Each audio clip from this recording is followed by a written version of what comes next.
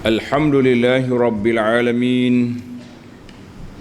Wassalatu wassalamu ala Rasuli Rabbil Alamin, Nabiyyina wa Habibina wa Qudwatina Muhammad ibn Abdullah wa ala alihi wa sahbihi wa man sar ala nahjihi wa ihtada bihadihi wa istanna bisunnatihi ila yaumiddin.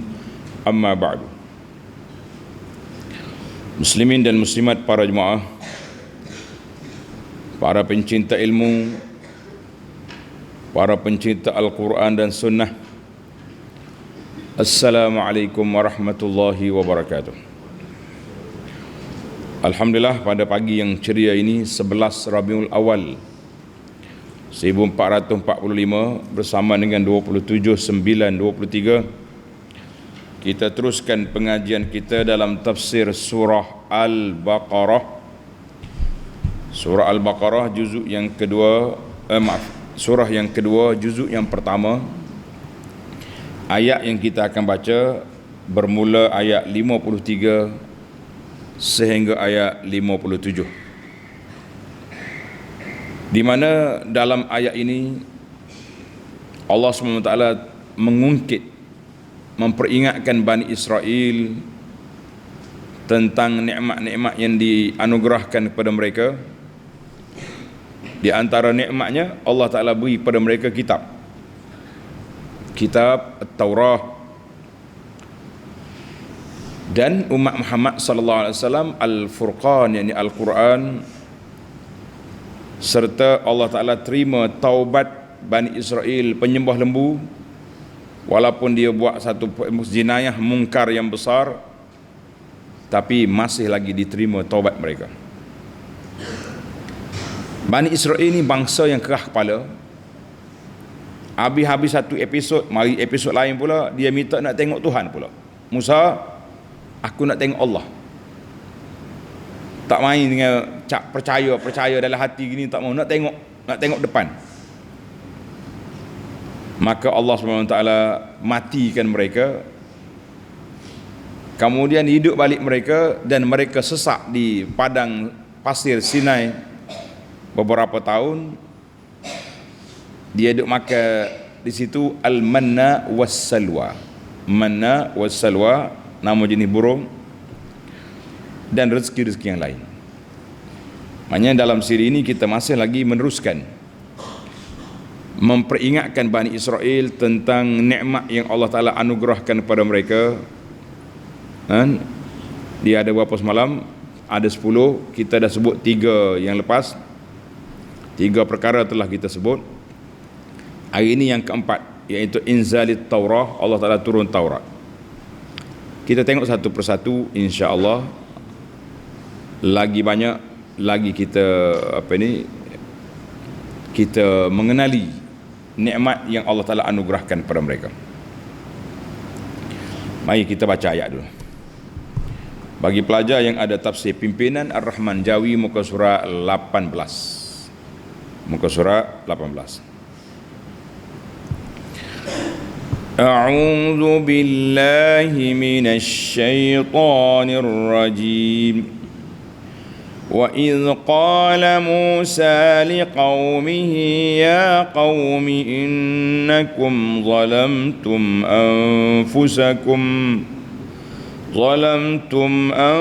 أَنفُسَكُمْ بِاتِّخَاذِكُمُ الْعِجْلَ فَتُوبُوا إِلَى بَارِئِكُمْ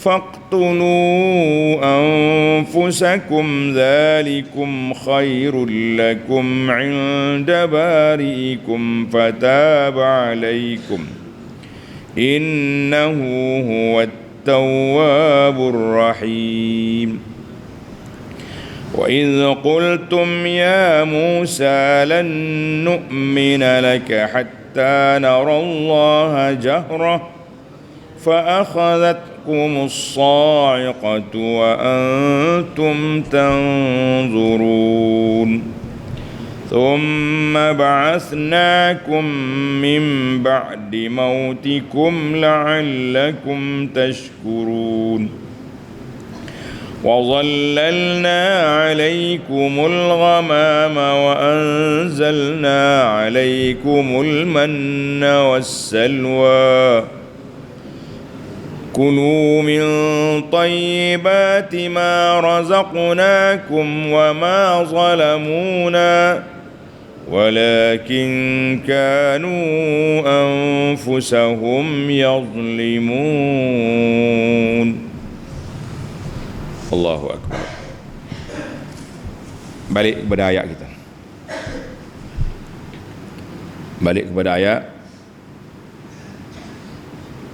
Wa idh qala Musa liqaumihi. Ingatlah ketika Allah SWT berfirman kepada kaum dia. Kaum siapa ni? Kaum Bani Israel ni.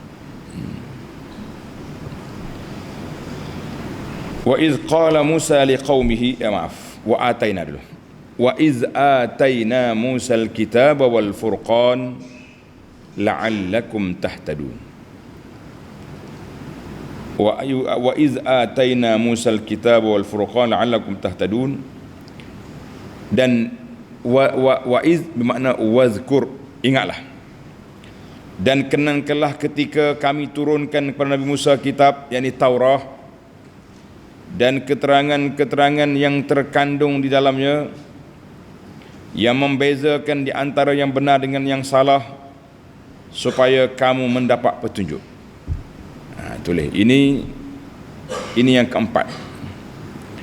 Yang keempat, nikmat yang keempat.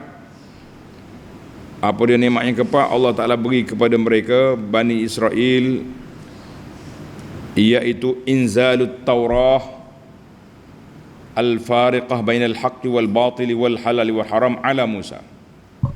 Allah Ta'ala turun kitab Taurat. Itu nombor 4. Bukan main, boleh kitab ni. Nikmat yang keempat, kitab Taurat. Kitab min indillah, dari sisi Allah Azza wa Jalla, bukan satu benda yang kecil. Maka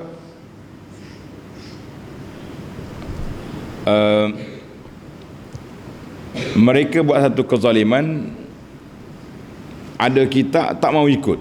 Itu masalah dia. Sepatutnya bila dapat kitab hidayah ni, mereka lah orang yang awal yang berpegang dengan dia, mendapat manfaat daripadanya. Inilah yang kita katakan kerugian besar. Orang yang diberi peluang oleh Allah Azza wa Jalla untuk belajar, menimba ilmu, bertalaqi, tiba-tiba kita tak ambil peluang. Kita kata rugi besar. Tengok ni, Taurat, Bani Israel sudah ada di tangan mereka kitab. Kitab apa? Taurat. Tapi tak mahu terima. Buat sama ada dia buat dak ya, ataupun dia lawan Nabi Musa AS. Lawan Nabi Musa AS. Kemudian datanglah ayat yang berikutnya, ayat 54. Ini nikmat Allah SWT beri lagi kepada mereka. Yang kelima, iaitu taubat jama'i. Dia panggil taubat at-taubah al-jama'iyah, taubat beramai-ramai. Ramai-ramai buat salah, Allah panggil, bagi taubat semua, dan diterima taubat mereka. Itu besar kelebihan. Kalau tak terima taubat belaka, mana neraka belaka lah buat dia tu. Berat. Tengok ayat 54. Wa idh qala Musa liqaumihi, dan kenankanlah ketika Nabi Musa AS berkata kepada kaum dia. Musa kata apa? Ya qaumi innakum zalamtum anfusakum bittikhadikumul ijla. Tengok Nabi Musa berlembah lembut. Ialah mula-mula balik tadi marah. Dia dengar dah khabar sampai kepada dia, puak-puak di kampung ni memberontak pergi sembah lembu. Nabi Musa sabar sebab tak sesat lagi munajat.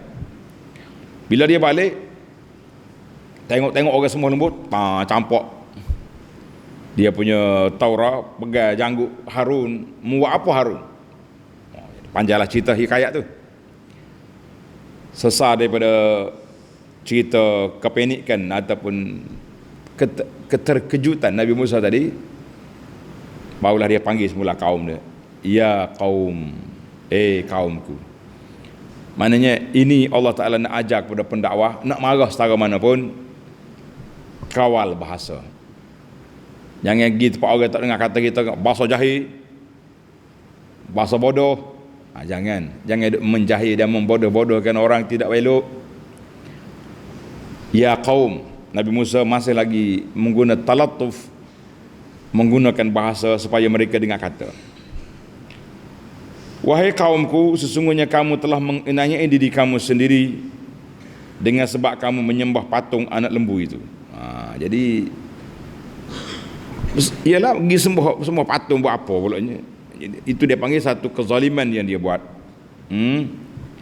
Kezaliman besar, iaitu melakukan syirik terhadap Allah Azza wa Jalla. Ini zulmun azim, suatu kezaliman, bukan main-main.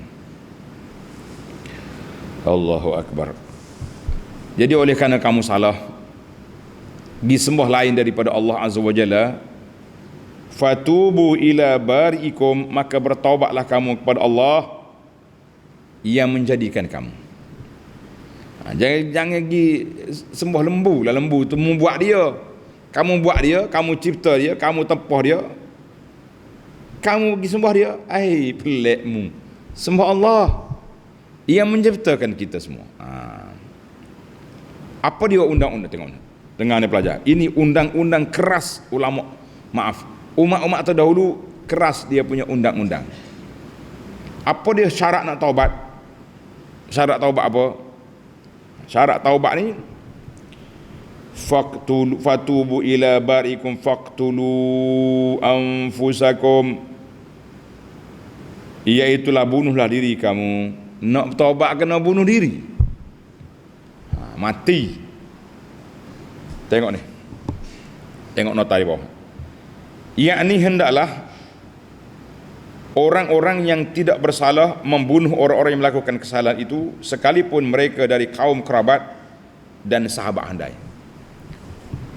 Kumpul buat syirik tadi dibunuh oleh anak-anak dia sendiri. Maknanya hak tak syirik pegang pedang, facung.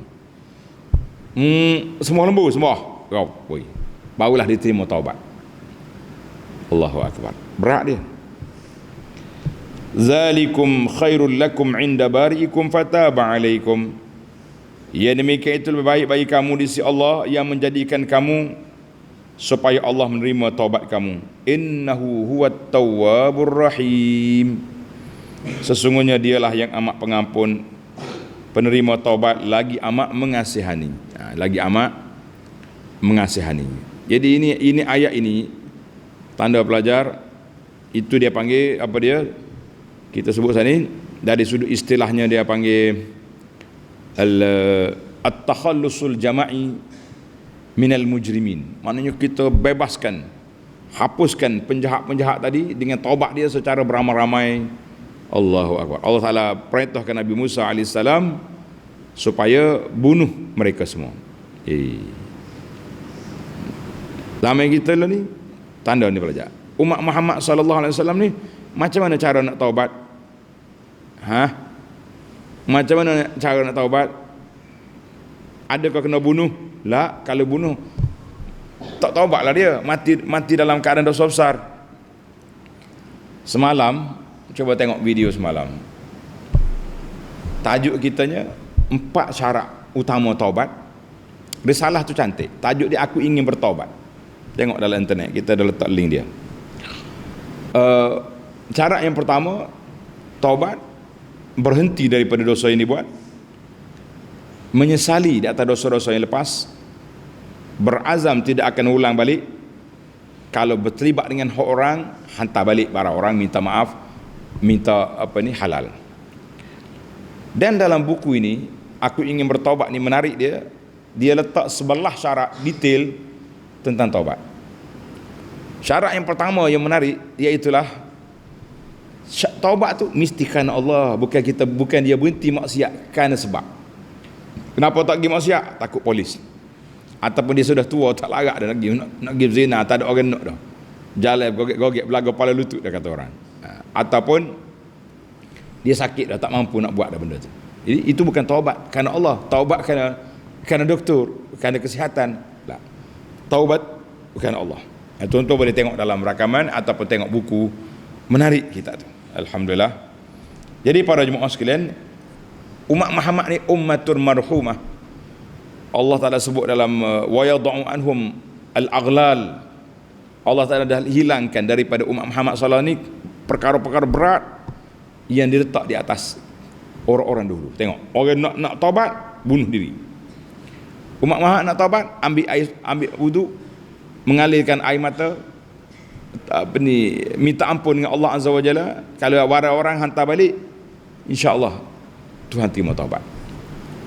Itulah Allah Ta'ala, innahu huwat tawwabur rahim.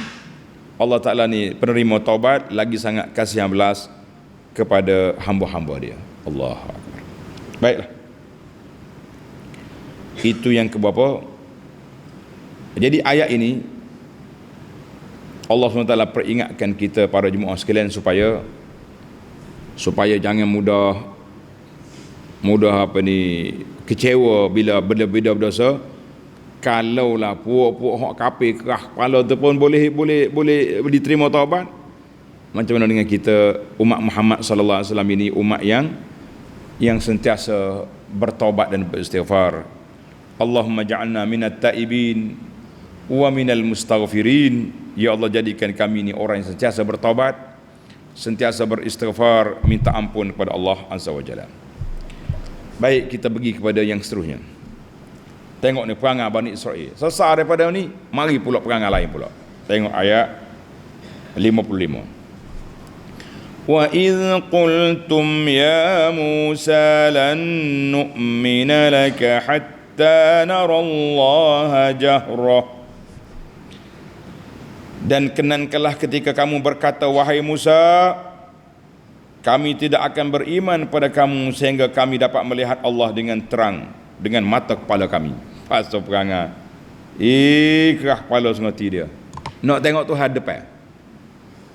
Sebagaimana Samiri boleh buat patah nak lembu. Bila dia minta permohonan yang karut ini, permohonan yang tak betul ini, apa jadi? Allahu Akbar. Ini dia panggil permohonan yang tak betul. Nak tengok berapa mata kepala. Ayat ini tanda pelajar sama dengan ayat surah An-Nisa ayat 153. Dalam surah An-Nisa 153, yas'aluka ahlul kitabi an tunazzila alaihim kitaban minas sama' faqad sa'alu Musa akthara min faqad sa'alu Musa akbar min zalika faqalu arina Allah jahra. Jadi ahlul kitab zaman Nabi minta Allah Ta'ala turunkan kitab macam Taurat diturun sekaligus. Allah kata pelik apa Muhammad sallallahu alaihi wasallam. Bani Israel dulu zaman Nabi Musa dulu, dia minta lebih berat daripada itu lagi, minta nak tengok Tuhan. Apa jadi? Fa akhadhatkumus sa'iqah.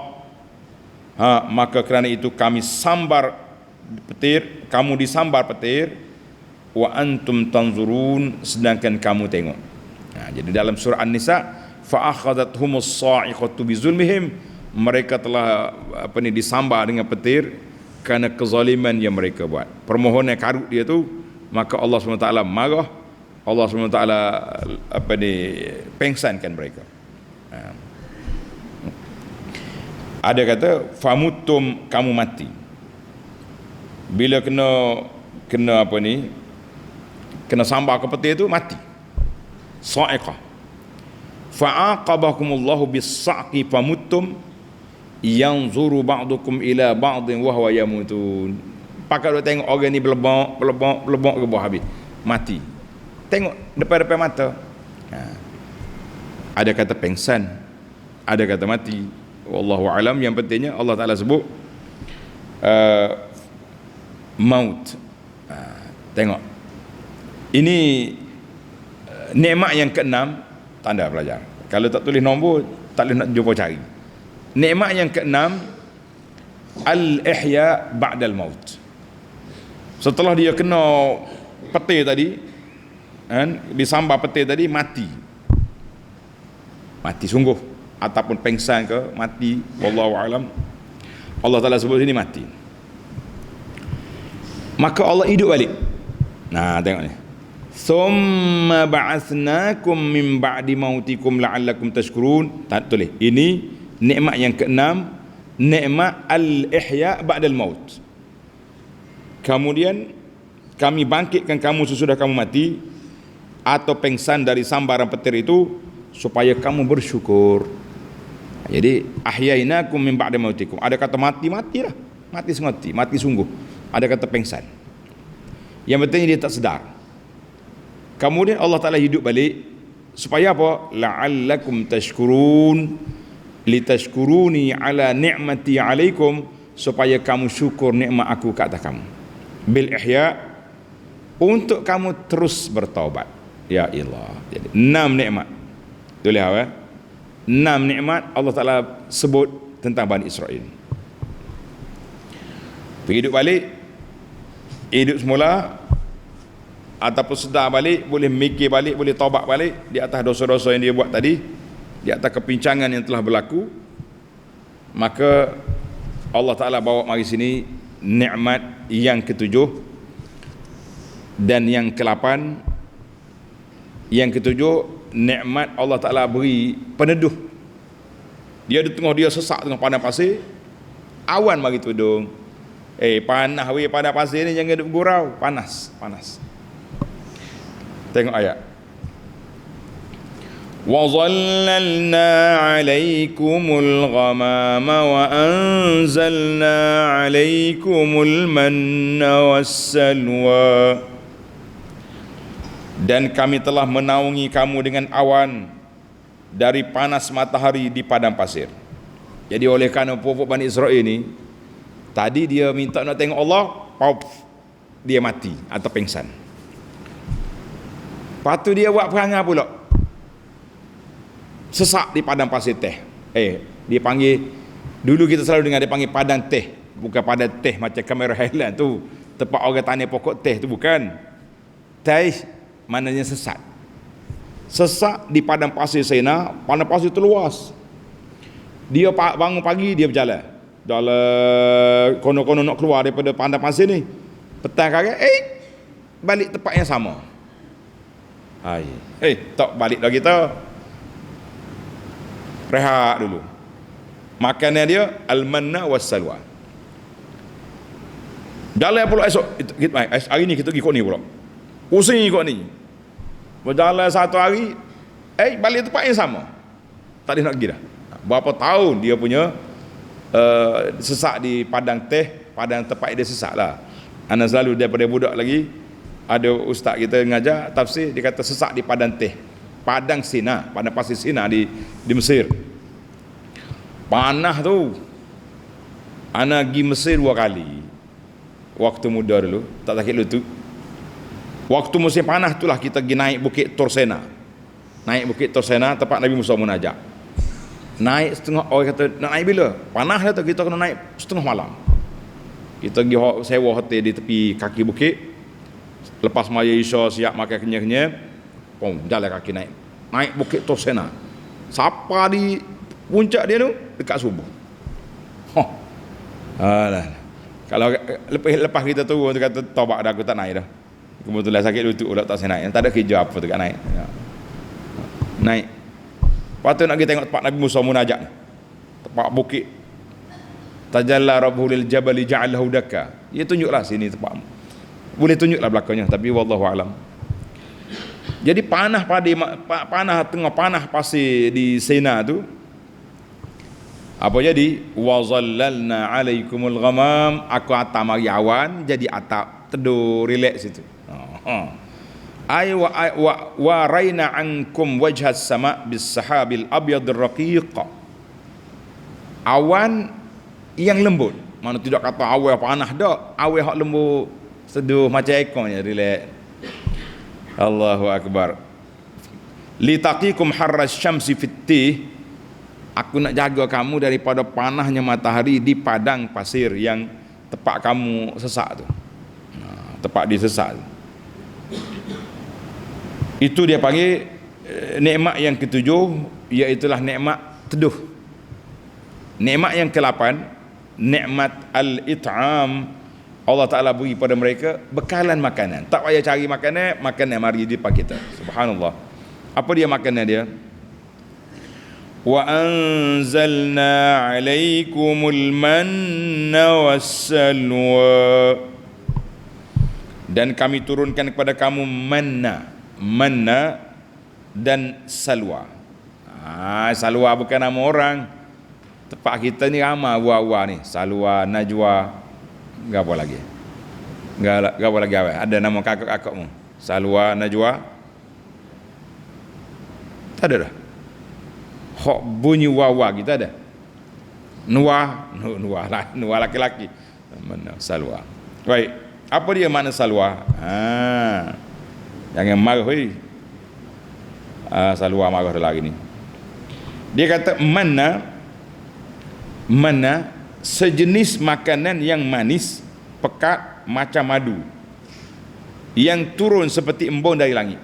Jadi mana ni dia turun macam embun, lekat di daun, pergi ambil makan. Makan. Jatuh ke atas batu dan daun-daun kayu. Jadi daun kayu duduk situ. Salwa pula sejenis burung. Ada kata burung periuh, macam-macam lah. Yang penting burung lah. Mana makannya dia dua. Ada manis, ada masin. Sedap lah tu hidup kita ni. Nak makan manis, mana? Nak makan masin, salwa. Kita kalau boleh makan manis sokmo, naik kecil manis pula. Makan masin sokmo, darah tinggi, campur. Pagi mana, petang salwa. Wallahu a'lam, yang penting itulah menu yang Allah Ta'ala turun kepada mereka. Jadi ini dia tulis, ini nikmat yang ke-8. Dia ada 10 nikmat, kita sambung lagi dalam siri akan datang 2 lagi ni insya-Allah. Allah kata apa? Kulu min thayyibati ma razaqnakum. Makanlah dari makanan-makanan yang baik yang kami telah kurniakan kepada kamu. Makan. Saya dah makan. Mu jangan duduk mengarutlah. Kulu min thayyibati ma razaqnakum, makanlah makanan yang baik. Aku beri pada kamu manna tu maknanya jenis makanan, ataupun manna iaitulah nikmat yang Allah Ta'ala turun. Mu tak payah sibuk-sibuk, mu berjalan ya cari lubang nak keluar, makanan kamu ada kat situ. Tak payah cari. Tak payah susah, tak payah payah, tak payah pergi tahan pukat, tak perlu tahan getah, tak perlu tahan apa-apa, burung tu mari. Allahu Akbar. Orang Kelantan kata tak payah pergi bidah. Tahu bidah? Bidah ni lastik tu dia. Lastik hok mai kai, pang yang getah tu, itu dia panggil, Kelantan kata bidah. Tulis awal, bidah mana lastik. Dan nak belajar Kelantan kita ajar. Ya. Ada setengah orang ni marah, dia kata ustaz kenapa lepas maghrib ustaz cakap Kelantan. Saya ceramah di kampung tak menarik kalau kita cakap TV, cakap luar dengan dia. Macik-macik tak. Bila kita kajak Kelantan, sengih lah suka wajib. Dia kajak Kelantan. Jadi orang hak luar-luar tu tumpang-tumpang lah belajar. Tapi kalau hak pagi ni tak, kita cakap bahasa TV, sebab ini untuk umum. Yang ceramah di masjid di kampung tu tak boleh kita cakap luar. Tidak meraihkan dia. Orang lain tu, orang alamanya tu menumpang. Menumpang. Tumpang orang mau ambil hak orang, tak boleh. Baiklah. Kulu min thayyibati ma razaqna. Jadi apakah ulama duk bahas tentang manna? Manna dia kata al-manna sama ada manna dengan makna Allah Ta'ala beri anugerah kepada kamu nikmat, ataupun ulama salah juga menafsirkan, tulis apa? Al-manna turanjabin. Tulis ke Arab. Ta nun jim ba yanu. Turanjabin, kalau tengok dalam internet dia keluar macam apa ni, macam getah gitu, ataupun macam zanjabil ni apa benda? Ni berapa dia kita minum panas-panas gitu. Halia. Macam gitu. Wallahu alam, tengok dalam internet. Tulis perkataan ni. Tolong tulis hak mana boleh harap tu. At-turanjabin, ta ra nun jim ba ya nun. Tekan ni search dengan internet, dia akan keluar macam-macam gambar. Wallahu alam, itu benda Tuhan hantar mari kita makan. Adapun salwa, dia kata burung as-sumani. Sumani tu burung puyuh. Burung puyuh. Sedap kan makan burung puyuh ni? Puyuh goreng. Burung puyuh apa ni? Boleh barbecue sedap. Titik idea juga. Barbecue malam-malam di padang pasir. Allahu akbar. Ana waktu pergi ke Mesir dulu, kawan-kawan ajak pergi di Husain nama. Husain ni tempat dekat dengan masjid saya. Dia ada tempat makan merpati mahsyi. Mak dia isi nasi dalam tu makan merpati. Kita orang Melayu ni cermat.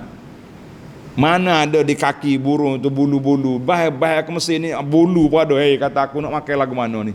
Allah, sepupu kita Ustaz Aziz bawa, dia kata makan lah, belajar lah, bermari Mesir sangat. Alah kata. Banyaklah cerita nak cerita mula lebak Mesir ni. Ni marah orang Mesir tak pasal-pasal. Bulu ada lagi. Mana top dia tidak buang semua buat dia ni. Beres gitu. Jadi burung salwa ni dipanggil as-sumani.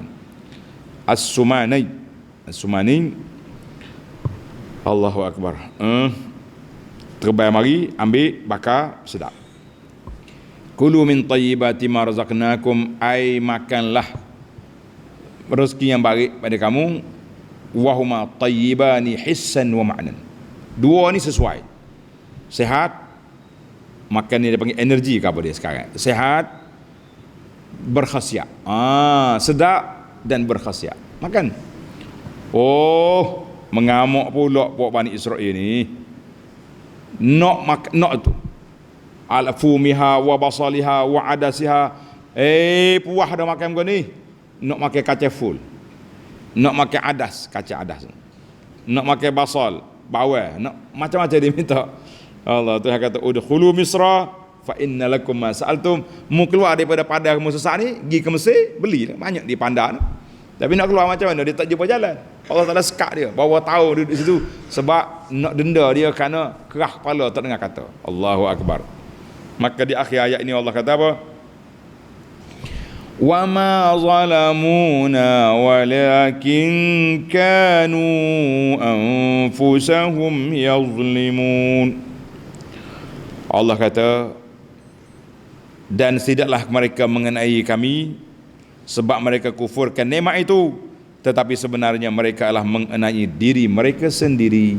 Mana semua orang yang buat maksiat, tanda ni pandit pajak, semua mereka yang melakukan maksiat bermakna mereka telah mengenai diri sendiri. Siapa nak kenak ke diri dia, buatlah maksiat.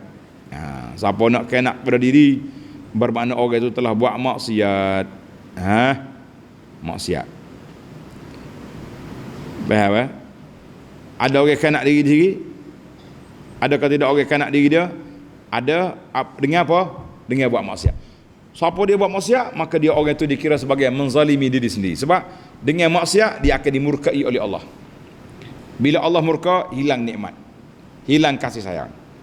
Mereka kalau tak taubat, mereka masuk neraka. Itu dia panggil orang yang menzalimi dirinya sendiri. Jadi kita taubatlah kepada Allah Azza wa Jalla. Mudah-mudahan kita selamat di dunia dan aman di akhirat. Allahu akbar. Baik, tamatlah perbincangan kita ringkas-ringkas. Kalau nak panjang lagi panjang, tuan-tuan yang ada bahasa Arab ni tengok dalam internet, cari kitab Qasasul Quran 4 jilid yang ditulis oleh Syekh almarhum Allahyarham Dr. Salah Abdul Fattah Al-Khalidi, ulama Urdun. Dia tulis kitab 4 jilid, menarik kitab dia sebab dia ni sangat teliti. Tak akan masuk cerita-cerita Israeliat karut-karut, tak ada. Sahih pada ijtihad dia lah, kita kata sahih pada ijtihad dia, boleh jadi tak sahih pada orang lain, tapi sekurang-kurangnya kitab bertapis. Kitab ni ada terjemahan bahasa Melayu. Cari cerita dalam Al-Quran yang ditulis oleh Salah Al-Khalidi, 4 jilid. Kemudian jilid yang kelima khas untuk bukan Nabi, kisah sabiqin, kisah-kisah orang dulu dalam Quran. Zulqarnain, berapa lagi dalam Quran tu, Luqman, yang tidak Nabi. Sebab Luqman itu khilaf ada. Baiklah, kita tak boleh nak cerita panjang, masa kita sangat terhad. Sekarang kita beralih ke mencari 5 faedah. InsyaAllah kita baru 8 kan, ada 2 lagi nikmat, kita akan sambung dalam sini akan datang. 5 faedah tulis. Faedah yang pertama Allah Ta'ala sebut dalam ayat kita baca ni, faedah yang pertama, wa iz ataina Musal kitab wal furqan la'allakum tahtadun. Aku beri pada kamu kitab. Anna inzalallahu ta'ala al-kutub linnas, Allah Ta'ala turunkan kitab, Allah merupakan nikmat bagi manusia. Sebesar-besar nikmat yang kita terima, iaitulah kitab yang diturunkan oleh Allah kepada Nabi kita sallallahu alaihi wasallam. Jadi gitu dia panggil nikmat yang paling besar sekali duduk situ. Kita ingat nikmat paling besar ni boleh projek mega, boleh rumah besar, boleh kereta besar, tak. Kitab tu nikmat yang paling besar. Hak lain tu semuanya akan hilang. Dengan kita mati tak ada belakang hak lain tu. Yang kekal kitanya ni kitab hidayah yang memimpin kita, bawa kita ke jalan petunjuk, itu yang kekal. Kerana manusia tak mungkin nak kenal Allah kecuali melalui kitab Allah. Kita tidak tahu apa yang Allah Ta'ala nak beritahu pada kita kecuali melalui Rasulullah sallallahu alaihi wasallam. Jadi turunnya kitab adalah nikmat yang paling besar. Allahu akbar. Yang kedua Allah Ta'ala sebut sifat nikmat. Sifat apa ni kitab? Dia kata la'allakum tahtadun. Matlamat, objektif, Allah Ta'ala turunkan kitab tu untuk apa? Supaya kamu mendapat bimbingan, petunjuk, panduan. Jadi di sini kata di para ulama tadabbur, siapa yang nak hidayah, falyatlubha minal wahyil ilahi, pergi cari melalui wahyu Allah Ta'ala. Jangan duduk cari kursi. Ni nak hidayah, pergi cari kata-kata John Jen, kata-kata ahli falsafah Aristotle, kita kata qala Allah qala Rasul, itu hidayah duduk di situ. Cerita lain itu selingan, jangan jadi asas. Jadi kita kata itu rugi. Orang yang mencari hidayah tidak melalui kitab Allah, tidak melalui sunnah Nabi sallallahu alaihi wasallam, dia akan gagal. Sebab itulah bila mari musim-musim ni, musim Rabiul Awal ni, kita betul-betul sayang ke Nabi, sayang ikut sunnah Nabi, bukan pergi reka. Ni buat mari ajaran-ajaran yang pelik, tak ada dalam sunnah.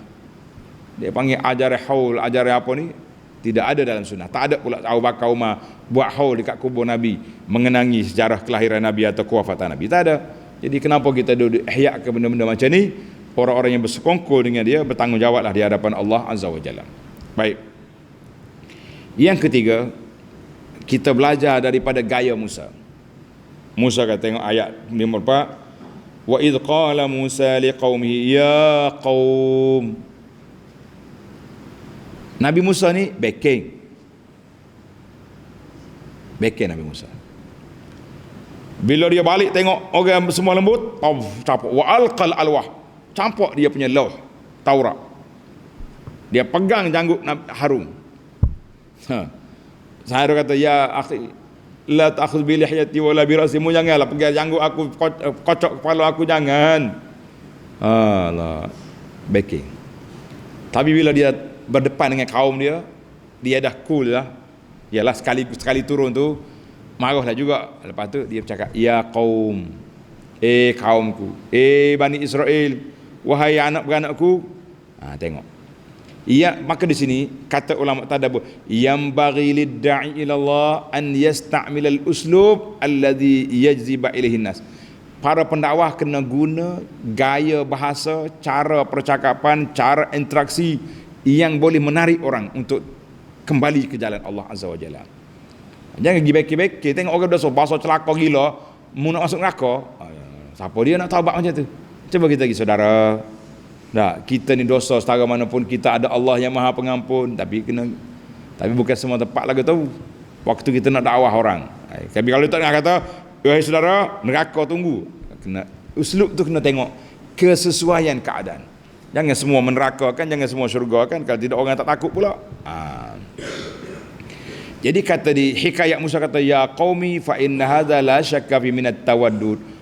Backing, tegas Musa. Tapi bila kita nak gaya orang, nak pujuk orang, ajak kembali jalan Allah, kita kata, ya qaum, anak beranakku, mari sini. Kita kembali kepada Allah Azza wa Jalla. Itulah. Kemudian itu dia panggil Berapa tadi kata? Yang ketiga.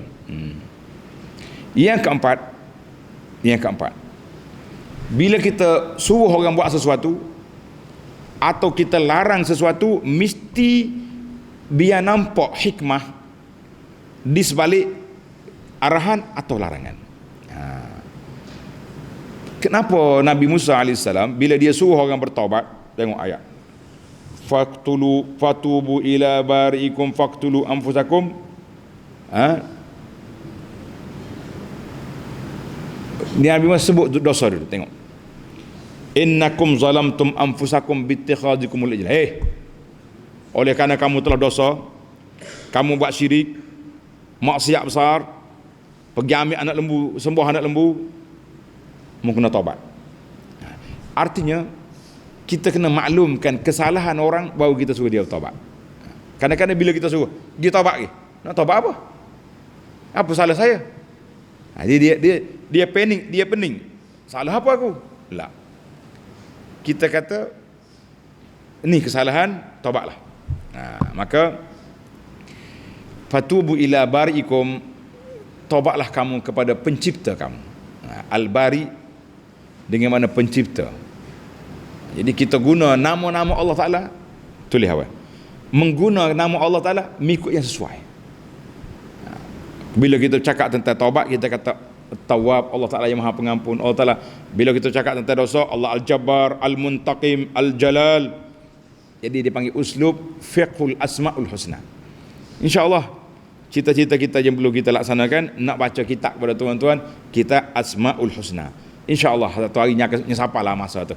Kalau kita panjang umur, kita akan baca asma'ul husna insyaAllah ta'ala.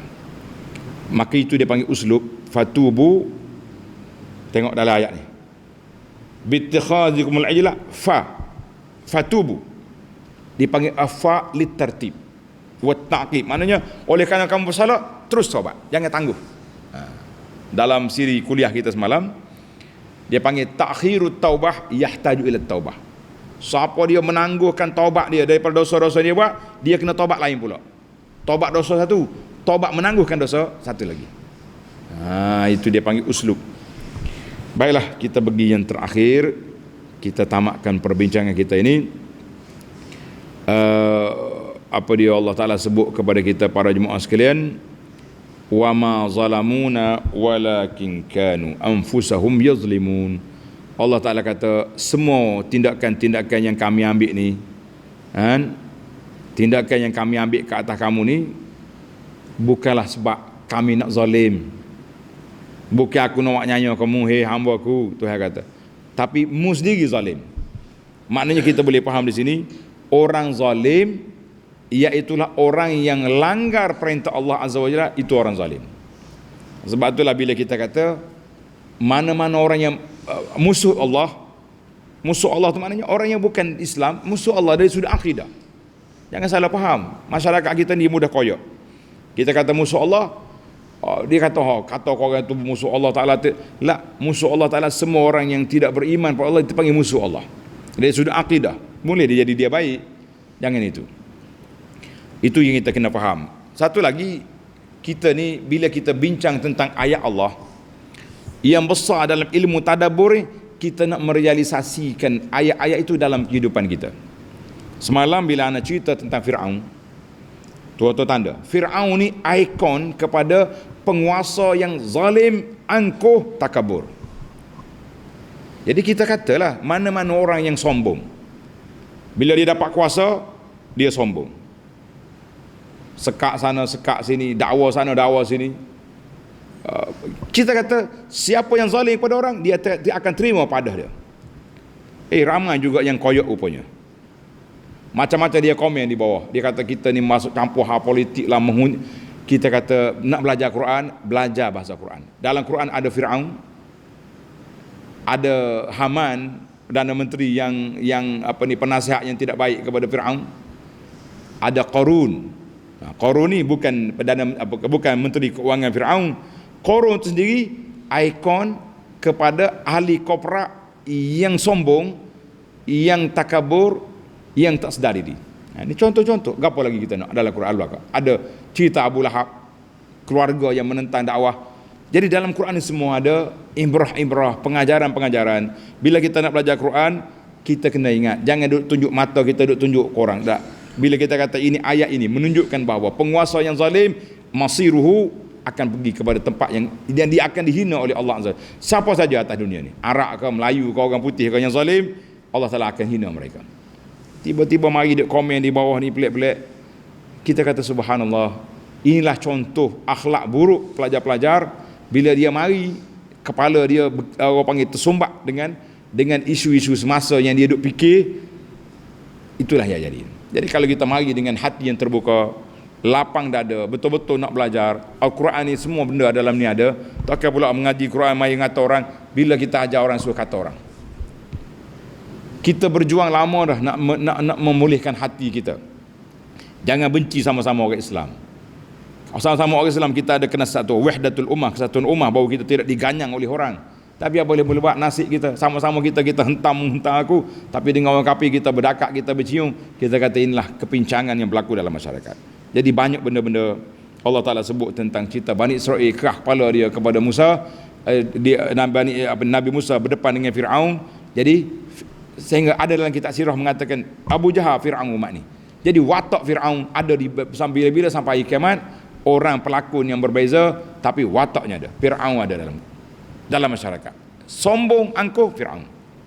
Orang kaya yang sombong, takabur, itu Qarun. Pegawai-pegawai yang tidak memberi nasihat dengan baik kepada bos, itu nama dia Haman. Nak cari apa? Semua ada dalam Quran. Kita ambillah ibrah, ambillah pengajaran, belajarlah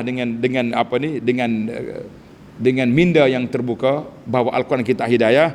Jangan siapa-siapa. Kalau kita pergi mana-mana kuliah, duduk hentam orang, kata orang, lari balik, tutup dia punya video, sebab orang ini tidak mendidik hati kita untuk mengenali Allah. Orang ini nak ajar kita supaya buruk hati. Jangan. Jadi kita pun jangan duduk buruk hatilah dengan orang.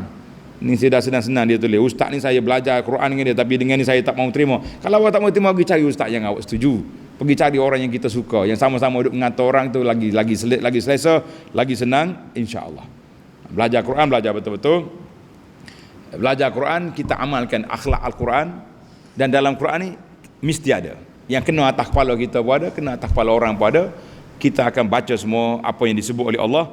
Mudah-mudahan kita termasuk di kalangan la'allakum tahtadun, orang yang mendapat hidayah dengan Al-Quran yang kita belajar. Jadi para jemaah sekalian, setakat itu dulu. InsyaAllah ayat yang seterusnya kita akan sambung, ayat 58 dalam sidi akan datang. Subhanakallahumma wa bihamdika asyhadu an la ilaha illa anta astaghfiruka wa atubu ilaik. Wa sallallahu ala nabiyyina Muhammad wa ala alihi wa sahbihi ajma'in walhamdulillahi rabbil alamin.